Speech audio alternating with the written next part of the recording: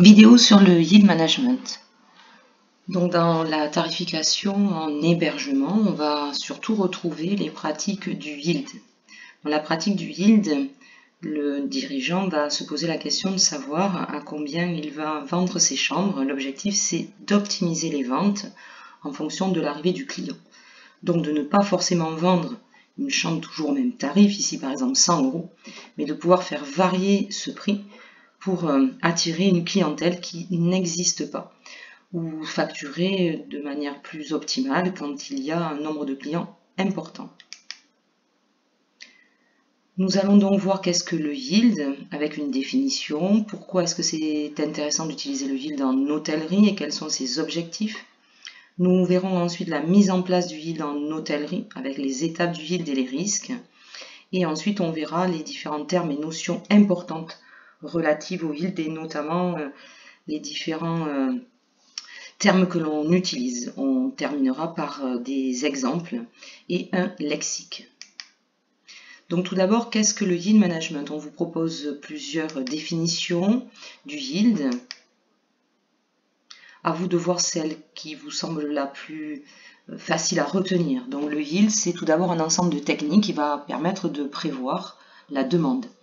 Donc l'objectif, c'est de se poser la question de savoir combien de clients vont arriver sur un jour déterminé pour un produit en particulier et de définir à ce moment-là les prix que l'on va pouvoir leur proposer à la vente à un instant T, avec bien évidemment les quantités que l'on est amené aussi à vendre à ce même instant T. Donc on va jouer sur trois variables, la demande, combien de clients, quand est-ce que vient le client, l'instant T, et quel est le prix que je peux proposer à cet instant T. Une autre définition, c'est prévoir la demande d'un produit pour définir les prix et les quantités. Et enfin, une définition un peu plus simple, vendre le bon prix au bon client au bon moment. L'objectif, bien sûr, du yield, c'est d'optimiser la vente de nos produits, de nos services, par rapport à la prévision que l'on va faire sur les clients potentiels. Il y a donc trois composantes à valoriser et une composante que je dois maîtriser. Donc les composantes que je dois valoriser sont le produit. D'abord, je dois faire une distinction de tous les produits. Je dois connaître parfaitement les produits que je vends en hébergement. Donc ça va être les différents types de chambres. On va retrouver les chambres standards, supérieures, de luxe, etc. Ensuite, c'est bien connaître mes clients. Quel est le client qui réserve? Est-ce que c'est une société? Est-ce que c'est un tour opérateur, une agence de voyage, un individuel? Ensuite, c'est de bien déterminer l'ensemble de mes tarifs, donc le prix RAC que vous avez vu en hébergement, les tarifs contrats, donc les tarifs négociés avec les sociétés, les promotions que je souhaite éventuellement mettre en place. Et bien évidemment, l'objectif que je dois maîtriser, c'est le temps. Quand est-ce que va réserver le client? À quel moment il va venir?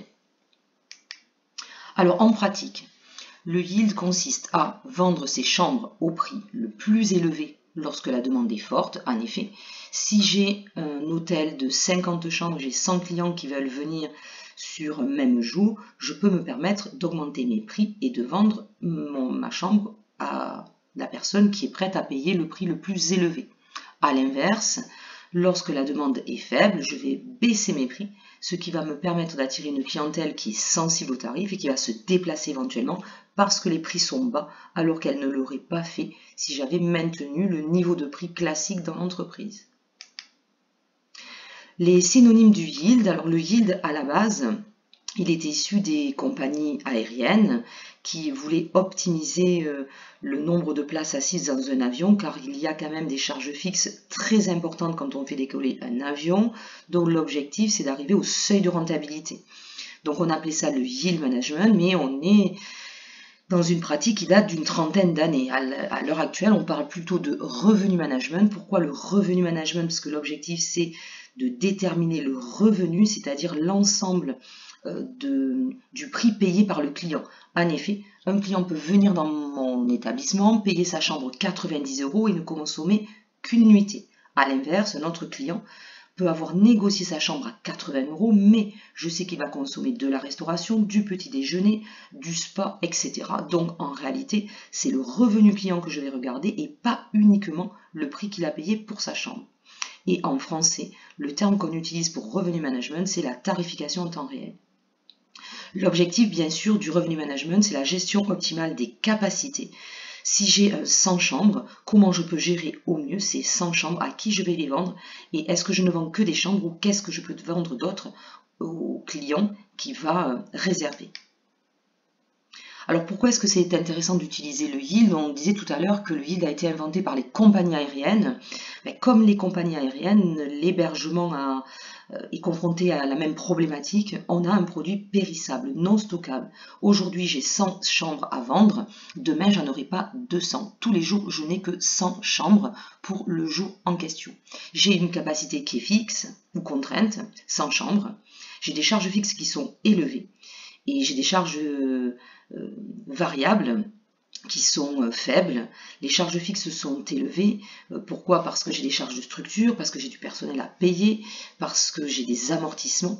À l'inverse, les charges variables sont faibles, parce qu'une chambre qui n'est pas refaite, parce qu'il n'y a pas eu de client, ça ne va pas me coûter excessivement cher. J'ai une clientèle qui est très segmentée, j'ai une clientèle affaires, j'ai une clientèle loisirs, j'ai une clientèle corporate, j'ai une clientèle de B2B, par exemple les tours opérateurs. J'ai aussi une offre de produits tarifaires différenciés, des chambres standards, des chambres de luxe.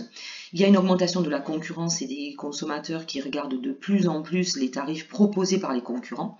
Et bien sûr, j'ai des ventes anticipées. Une grande partie des clients réservent très longtemps à l'avance, ce qui va me permettre d'anticiper les ventes, en tout cas de les lisser sur une certaine période.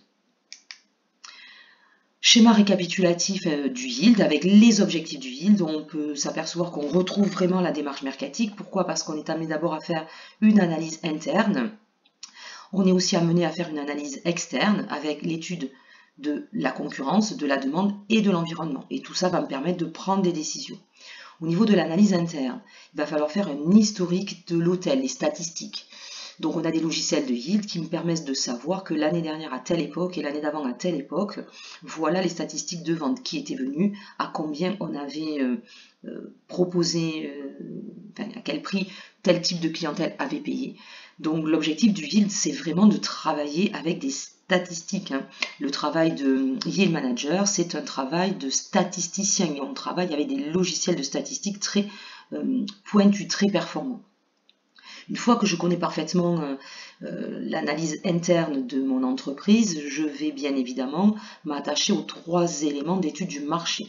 D'abord, une veille de la concurrence. Quels sont les prix pratiqués par les concurrents sur certaines périodes? Donc, je vais aller sur les sites internet, je vais faire des simulations, je vais regarder à telle période le concurrent il propose tel prix, dont le lundi propose tel prix, le samedi propose tel prix, le dimanche propose tel prix, au mois de mai il propose tel prix, au mois de décembre il propose tel prix. Donc, une veille concurrentielle vraiment importante. Ensuite, je vais m'attacher à l'étude de la demande. Quel est le prix qui est prêt à payer le client? Donc, je vais faire une segmentation poussée de ma clientèle.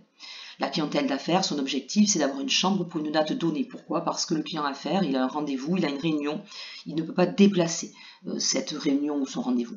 Par contre, le client loisir individuel, lui, il a tout à fait la possibilité de venir ce week-end plutôt que tel autre week-end. Donc lui, il peut être plus sensible au prix. Ce qui va me permettre de proposer un tarif adapté en fonction du segment. Et c'est ce qu'on appellera le dynamic pricing ou tarification différenciée. Donc une tarification différenciée en fonction du segment de clientèle. Donc en fonction du moment où ce client va venir, bien sûr, forte activité, prix plus élevé, mais aussi une tarification différenciée en fonction du type de client qui va réserver. Enfin, il va falloir que je rationalise l'information. Je vais devoir prendre en compte les événements. Par exemple, sur un marché de Noël, sur un marché, sur un salon, il va y avoir une demande qui va être très importante. Donc, je vais bien évidemment devoir intégrer dans mes calculs, dans mes statistiques, l'ensemble des événements. Parce que s'il y a un concert avec un artiste très connu, je sais qu'il va y avoir beaucoup de clients qui vont se déplacer dans cette zone de chalandise. Parce que s'il y a un salon, parce que s'il y a un événement sportif quelconque, forcément, ça va fortement impacter sur le nombre de clients potentiels. Cela va me permettre de prendre des décisions, donc de proposer le bon produit au bon client, au bon moment et en bonne quantité. Par exemple, définir les allotements pour un voyagiste. Je ne vais pas proposer, si j'ai un 100 chambres sur Booking. Je vais peut-être proposer uniquement 10 chambres ou 20 chambres sur Booking.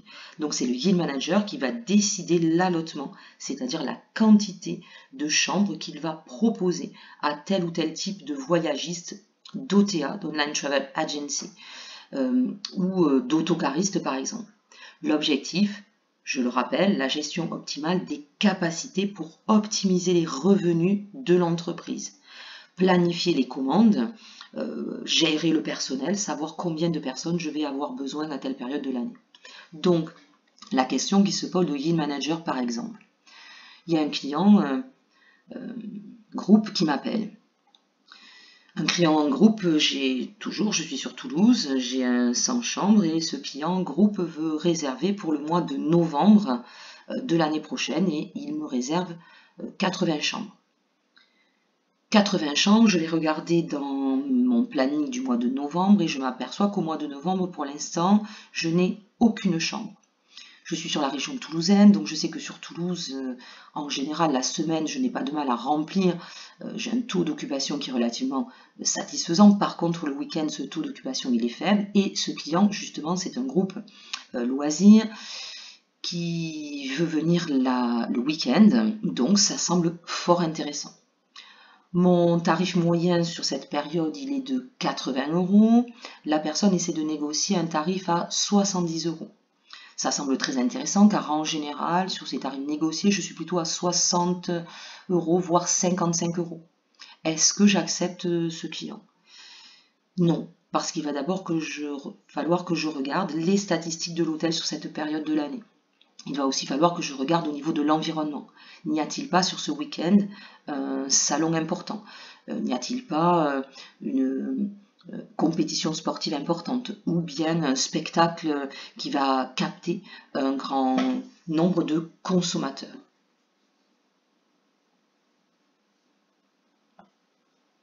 Voilà pour cette première vidéo.